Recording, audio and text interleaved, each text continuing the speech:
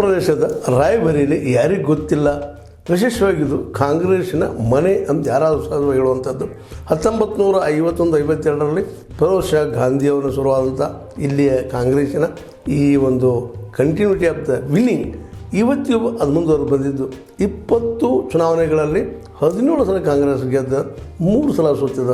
ಅದು ತುರ್ತು ಪರಿಸ್ಥಿತಿ 1977ರಲ್ಲಿ ಇಂದಿರಾ ಗಾಂಧಿಯವರು ಸೋತಿದ್ದು, ಅದು ತುರ್ತು ಪರಿಸ್ಥಿತಿ ತಂದಿದ್ದಕ್ಕಾಗಿ ಈ ಒಂದು ಕ್ಷೇತ್ರದಿಂದ ವಿಶೇಷವಾಗಿ 5 ಬಾರಿ MP ಆದಂಥ ಸೋನಿಯಾ ಗಾಂಧಿಯವರು ಈ ಸಲ ಯಾಕೋ ಏನೋ ಅಲ್ಲಿ ನಿಲ್ಲಲಾರದ ರಾಜ್ಯಸಭೆಗೆ ರಾಜಸ್ಥಾನದಿಂದ ಆಯ್ಕೆಯಾಗಿದ್ದಾರೆ. ಹೀಗಾಗಿ ಇದು ಉತ್ತರ ಪ್ರದೇಶದಲ್ಲಿ ಕಾಂಗ್ರೆಸ್ಸಿನ ಕೊನೆಯ ಕೋಟೆ ಅದು ಆಗ್ಯದ ಅನ್ನುವಂಥ ಮಾತಾಡ್ತಾ ಇದ್ದಾರೆ. ಮುಂದಿನ ದಿನದಲ್ಲಿ ಏನಾಗ್ಬೋದು ಅನ್ನೋದು ಯಾರಿಗೂ ಗೊತ್ತು. ಆದರೂ ರಾಯಬೇರೇಲಿ ಈ ಇತಿಹಾಸವನ್ನು ತೆಗೆದು ನೋಡಿದಾಗ ಅದರ ಮೇಲೆ ಕಾಂಗ್ರೆಸ್ಸಿನ, ಅದರಲ್ಲೂ ಗಾಂಧಿ ಮಣಿತನದವರ ಒಂದು ನಿರಂತರ ದಬದಬ ಅಂದರೆ ಪ್ರಭಾವ ಇದ್ದೇ ಇದೆ ಅನ್ನೋದು ಸ್ಪಷ್ಟ ಆಗ್ತಾ ಇದೆ.